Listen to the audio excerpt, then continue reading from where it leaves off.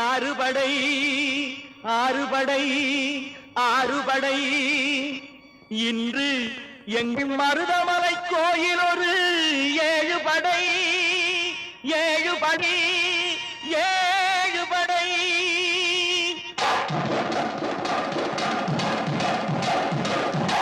மருதமலைக்கு நீங்க வந்து பாருங்க ஒரு தரம் மருதமலைக்கு நீங்க வந்து பாருங்க ஈசன் மகனோடு மனம் விட்டு பேசி பாருங்க